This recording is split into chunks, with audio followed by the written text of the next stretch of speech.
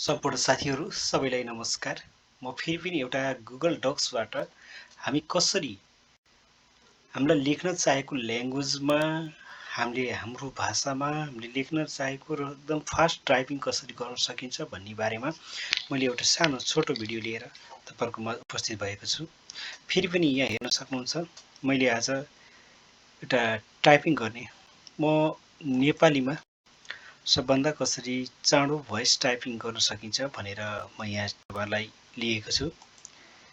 मैले भाषा language choose गर्छु।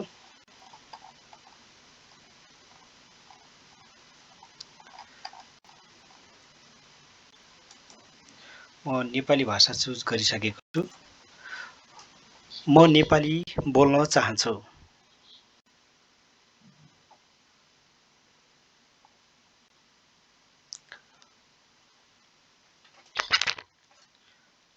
म जापानमा बस्छु।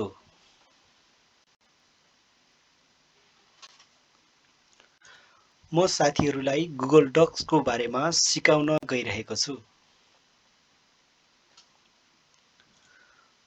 म यो युट्युब हेरेर बस्नुहुने सम्पूर्ण साथीहरूलाई मेरो युट्युब च्यानल सब्स्क्राइब गर्न अनुरोध गर्दछु।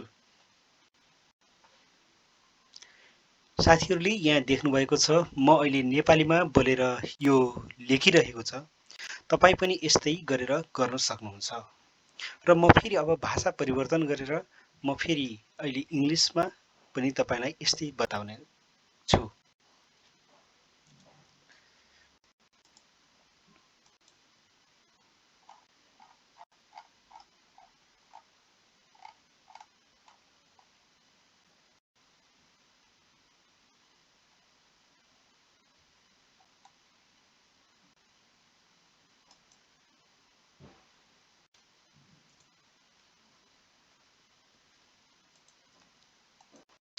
What is your name? My name is Anna.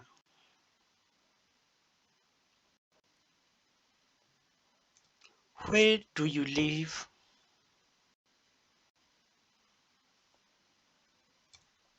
I live in Japan.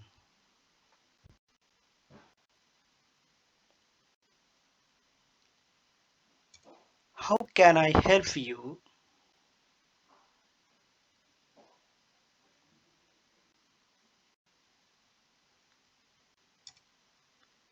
I can learning to your YouTube channel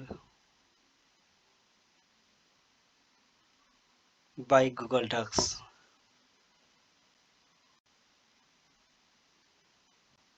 Thank you very much.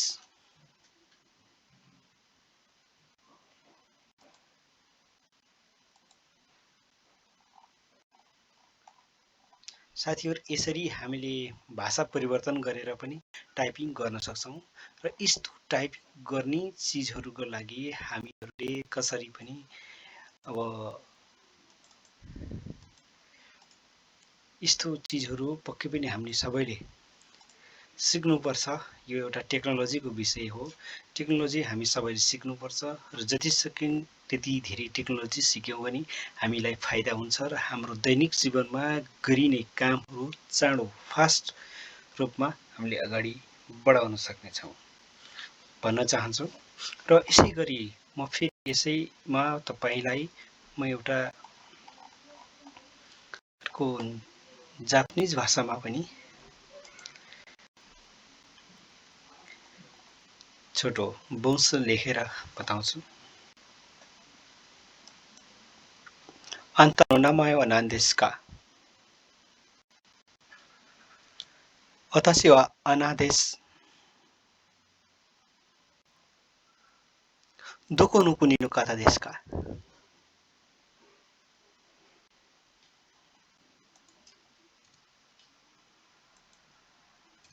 私はネパール人だよ。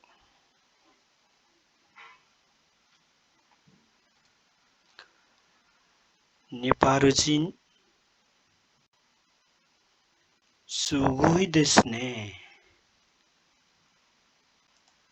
साथीहरू, यसरी हामीले नेपाली, इङ्ग्लिस, जापानी र विश्वका जुनसुकै भाषाहरू पनि विश्वका धेरै भाषाहरू हामीले यहाँ देख्न सक्छौँ। हामीले यहाँ हेर्न सक्छौँ हामी यति भाषाहरू सबै कुराहरू यहाँबाट बोलेर पनि हामीले चाँडोभन्दा चाँडो लेख्न सक्छौँ।